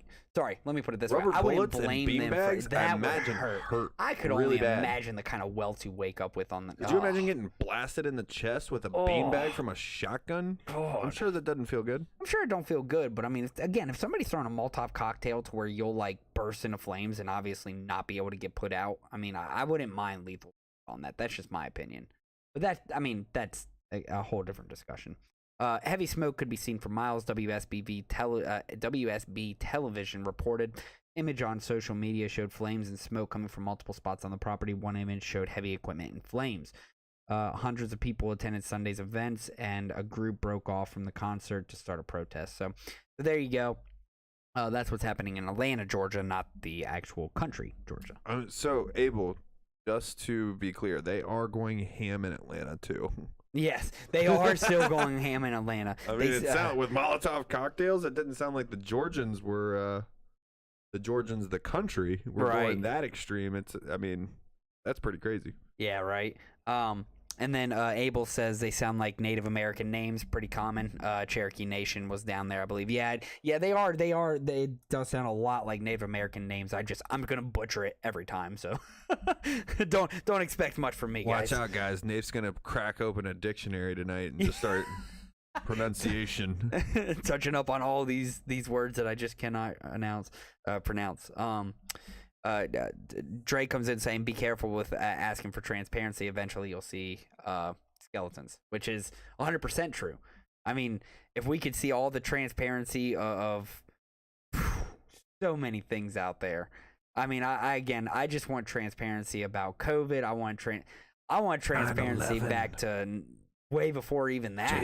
JFK, Abraham Lincoln. I mean, you name it, dude. I just want transparency all the way to the very beginning because that's what I like. The one we all want transparency about, and I'm going to talk for all of us here because I know we all want it, aliens. Oh, of course we all want to hear about the aliens. Bro. Yeah, go ahead. I know what you want to talk about because you sent it to us the other day. Right, I did. It was Russell Brand, right? Russell Brand and Jeremy Corbell. Jeremy Corbell, yep. Yeah, Jeremy Corbell. If you haven't seen it, go on YouTube. I think it's still up. But Jeremy Corbell went on Russell Brand's show and released top secret classified documents of perfectly spherical objects in war zones making omnidirectional movement that does not agree with the laws of gravity. Stu, if you don't mind, drop that video in the comments just because it is interesting for people to look into. Drop it like it's hot. And yeah, Dre makes a good point. These non-lethal rounds can still kill people, which is correct. But you catch a beanbag to the head. Oh, you have a bullet to the face. Good opportunity of dying from that. But I would not blame anybody for using lethal force. Again, getting Molotov cocktails at them. That's just my thought. All right, we're gonna touch up on the last article. We are approaching 9:33. What time? Loudwood. That's what time this it is is. Because we had people tuning in. We had people tuning in. Where's Old Faithful? To us. Where's Old Faithful? I know he ain't here Come tonight. on, Dean. Dean. We had Dean. It was Jeremy Corbell. Jeremy Corbell. Yeah, and it was Russell Brand. If you look in our chat too, you can find it there and just find the link and post it. But it's on there somewhere. Oh man, like the other thing that's kind of crazy. It's that about one right there, right? The other thing that's kind of crazy about these. Right there. About these copy spherical. and paste that. Actually, just show that right. Just that little picture right there, because it actually has a picture of the spherical object. Of the spherical in it. object. Oh no, I went way too. Oh no, there. It's on our view, but then now all of a sudden it's the whole video. Yeah, they saw it in the very beginning. Yeah, so the other thing that's really interesting about that, like I looked into like Jeremy Corbell and I started listening more and more to him. We've shot at those. Russia's shot at those. Right. China has shot at those. Like they're none of ours. Right. And they defied the laws of gravity as presently constructed. Did you ever If you're just like brushing that off like it's no big deal, bro. No, I know. It's crazy. The three biggest superpowers in the world have been shooting at these things, and we can't shoot them down. But and they're not ours. Do you remember the 1942 Battle of L.A.? Yeah, you remember that too? Where all of the Battle of Los Angeles, where they had all of those lights pointing at a very spherical object that looked like again like a UFO, and they started shooting at it in LA. They put like 15,000 rounds into the sky, and then they basically just like brushed it off like it was nothing. But it was like one of the biggest stories ever. Training exercise. Yeah, it's absolutely crazy how they can just kind of take this stuff and just write it off. But yeah, I mean this is a pretty cool. Do you know who Bob Lazar is? All need to oh watch my this. God. We're gonna have to do just like a UFO podcast one time. We're just gonna have because to do a I whole am night so full of deep UFOs. into that. Like, I'm not gonna lie, I have very seriously considered like trying to go and do everything possible. Now, this is gonna completely kill my chances of it ever because I know the FBI is watching. But I was like, I'm gonna go get a top secret clearance and I'm gonna go work for aviation and I'm gonna find out what these things. Right. Yeah. I just want to know myself. But now I just want to FOIA. I just want to FOIA the government. Like, tell me about the aliens, bro. Why are you keeping them from us? I'm sorry. Put on your 10 hats, whatever. If y'all don't believe the aliens do not exist at this point, like, y'all must just watch Fox. Y'all must watch Fox News. Or just watch CNN. I love it. Some sort of mainstream. Dre also said Molotov cocktails require me to go lethal. I'm sorry, and I agree with you there. I think the aliens are waiting for us to kill each other off, and then they'll come down. Abel says. Nah, because I mean, here's the other thing. Like, if you think about it, first of all, yeah, you throw a Molotov at me, I'm gonna incapacitate you real quick. Real quick. Second thing is if aliens are here, then why are they here? That's a question. You know, That's the question. Because we might be like ant farm to them. Yeah. Like, I mean, if we they are made the it simulation. I mean, if they made it across the universe, we can't do that. Yeah, we can't exactly. even make it to another planet. Not yet. And then here they are, come down, they're like checking us out, like, boop, boop, boop. What are these dudes? Man, these guys are crazy. They kill each other. I mean, we used to, but that was like millennium ago. Now we all got together and we kill everybody else. That's hilarious. Or maybe the aliens are just completely peaceful and Maybe. they don't want to kill anybody. Who knows? And maybe it's like Star Trek and it's the Galactic Federation. We just haven't ascended and had the right to be in it yet. Dre's most recent comment says, easy on the spherical objects if you want to keep the podcast at it. Which he's not wrong. I mean, you never know when you start touching up on a subject and then all of a sudden, bro, if I swear, lost access to all your accounts. If somebody shows up at my house, if the podcast stops, guys, that means that Men in Black came straight up came at us. I'm just gonna tell y'all right now, I am not suicidal. I would never, ever, and I would not stop doing this podcast. So we have way too much fun, so there ain't no way. Men in Black. I'm not a friend of the Clintons, so you guys don't have to worry about my well-being. We should be here tomorrow. Oh my goodness, I love that. All right, last topic. Let's talk it. Ukraine defiant as Russians claim control over Bakhmut's east. So the head of Russia's Wagner mercenary group said on Wednesday his fighters have captured all of the eastern part of Bakhmut. And NATO's Secretary General said the rest of the Ukrainian city could fall in the invading army in the next few days. But as one of the bloodiest battles of the year-long ground on amid the ruins, Ukrainian defenders who last week appeared to be preparing for the tactical retreat from Bakhmut remain defiant. Ukrainian military and political leaders now speak of hanging on to positions and inflicting as many casualties as possible on the Russians to grind down their fighting capability. The General Staff of Ukraine's armed forces said in its Wednesday morning report that the enemy, despite significant losses, continue to storm the town of Bakhmut. Wagner boss Yevgeny Prigozhin said his fighters, who had been spearheading the assault on Bakhmut, had now captured the city's east. If true, that would mean Russia's forces now control nearly half the city in their costly push to secure their first big victory in several months. Everything east of the Bakhmutka River is completely under the control of Wagner, Prigozhin said on Telegram. The river bisects Bakhmut, goodness, these names, which sits on the edge of the swath of Ukraine's Donetsk province. That is already largely under Russian occupation. The city center is on the west side of the river. Prigozhin has issued premature success claims before, and Reuters was not able to verify the situation on the ground. Speaking before a meeting, the European Union Defense Minister in Stockholm, NATO Secretary General Jens Stoltenberg said Russia was throwing more troops into the battle. They have suffered big losses, but at the same time, they cannot rule out that Bakhmut may eventually fall in the coming days. This would not necessarily be the turning point in the war, he added, but it showed we should not underestimate Russia. On Tuesday, near Bakhmut, a Ukrainian National Guard chief medic who gave his name as Artem told Reuters that all the roads out of the city were under constant and heavy shelling. Ambulances and other vehicles come under shelling, and for that reason it's very difficult to evacuate people.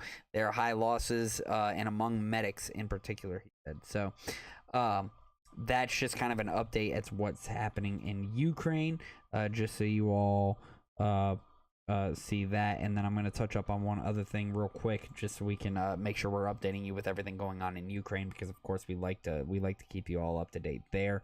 So new intelligence reviewed by U.S. officials suggests that pro-Ukrainian group of likely Ukrainian or Russian nationals carried out this attack on the Nord Stream pipelines last year, but the intelligence reached no firm conclusion, the New York Times reported on Tuesday. So we've had some questions about the Nord Stream pipeline as to whether it would be U.S. or, who exactly attacked it. But this is a story, this March 7th story has been corrected to clarify that German media reported that allegedly perpetrators of the attacks used a yacht hired by a Poland-based company to carry out the attack. So new intelligence reviewed by U.S. officials suggests a pro-Ukrainian group, likely comprised of Ukrainians or Russians. That is some straight up James Bond stuff. Yeah, right. Attacked like, the Nord Nord Stream. Stream. Rent this yacht, and while we're out here on it, we're just gonna blow up a pipeline. Blow up a pipeline. Attacked the Nord Stream gas pipelines in September, but there is no firm conclusions. The New York Times reported on Tuesday, which was funny because, like I said, that Crystal and Sagar episode with Joe Rogan, they were just talking about the pipeline at Nord Stream and how they really believed it was the U.S. because of. Yeah, but this is U.S. released. Yeah, article, right? So and it's the U.S. Intelligence Committee. Interesting. There was no evidence that Ukrainian President Zelensky or other Ukrainian government officials. They're like, which way did he go? Which way did he go? We're behind the attacks which spewed natural gas into the Baltic Sea. Reuters could not independently verify the report. September 26th explosion on the pipelines connecting Russia and Germany occurred in the exclusive economic zones of Sweden and Denmark. Both countries have concluded the blasts were deliberate, but not said who might be responsible. So there's that. Not too much more to touch up on there, but interesting. Interesting to see that. So wow. That's a lot of information, man. Man, we just went over a ton. Yeah. This has been the longest, I think, by far, podcast we've ever done. I'd agree with that. I mean, Aren't this we was technically a pro-Ukraine group? USA? Technically, because we're fighting to keep we've Ukraine given them $100 billion. Yeah, I think we're pretty pro-Ukraine over here. Yeah, a couple, at least like 20 billion, right? And that's not even. What are you talking about? How much have we given Ukraine? 100 billion. Has it been 100 billion? $100 billion. I told you I'm a major cinephile. Oh my god! And I guess like liquid cash. I think we've only given them 20 billion, but the rest has been in like ammunition, tanks, artillery, whatever else. So snap! Dre just hit us with a big. I saw that.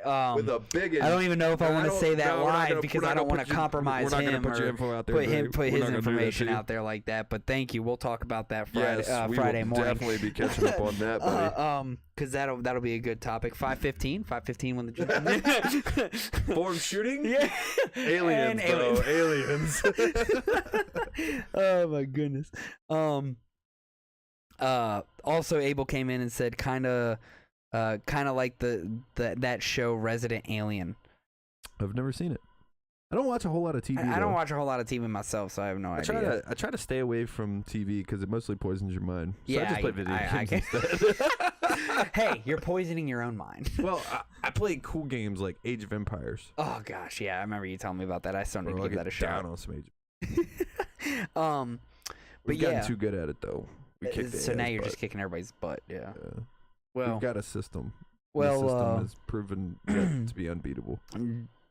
I am going to do this real quick for Mr. Dre on. Oh shoot! It won't let me do it on YouTube. All right, never mind. We'll show you the video on Friday. But funny aliens, and it's really funny. Yeah, we'll have to watch that. Any more closing comments, y'all? Because I think we are going to go ahead and log off. It is 9:46, the longest podcast I think we've done yet with all this interaction. It's been really My fun. brain hurts. My brain hurts also. It's tough to.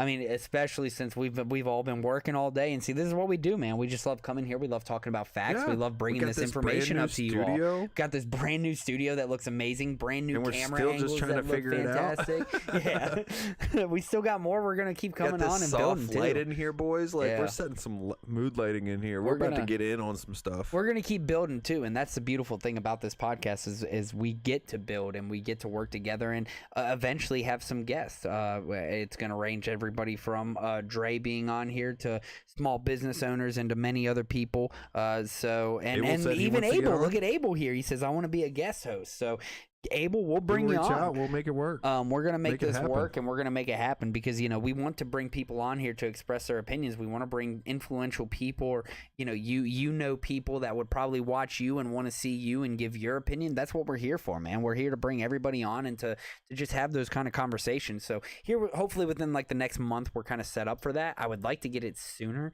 but it's kind of tough when we're all working full time and doing what we're doing. But and the other thing is like we're gonna be there.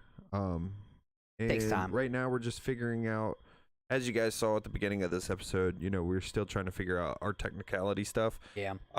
Plus we need to figure out like camera angles for when we bring on a guest and things like that. So bear with us. We will be having people on. We can't wait to have guests. That's part of the reason that we came to the new studio, is so that we can have the space to entertain guests and have people, come on to the podcast, share their views, their thoughts, and their opinions. Yeah. And it's gonna get wild, man. It really is. It's gonna be so much fun to see where this goes in the next couple weeks, coming months, years. Yeah.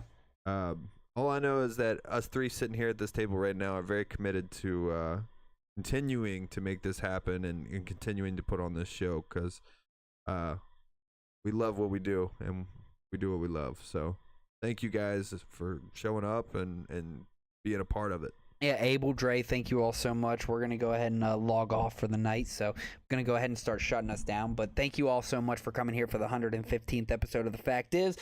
We are just beginning. We are new beginnings like we had last week with this brand new studio and with new opportunities to be able to expand and like we just talked about, bring on guests and have some more fun. So Abel, you have a good night as well. So thank you, sir, for coming on. But to everybody out there, please make sure you do the one thing that'll help us grow this podcast, which is share it like crazy. Share it with those. Share, subscribe. Do all the things that all the annoying YouTube people tell you to do. Because that's what we're telling you to do.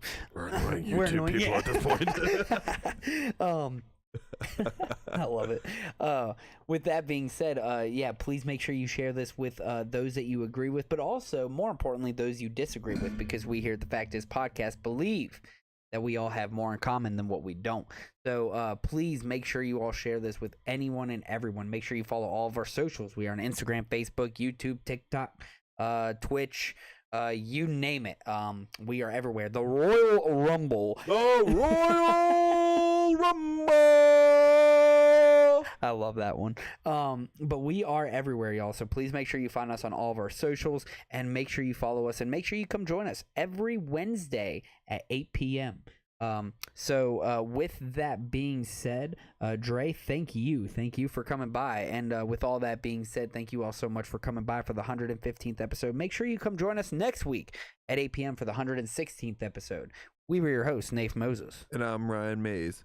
Same bat time, same bat channel. Mr. Stu Mo in the back, thank you so much. Can't thank you enough for what you do back there, Mr. Jamie. And with that being said, we are out of here. See you all next week. Thank you so much.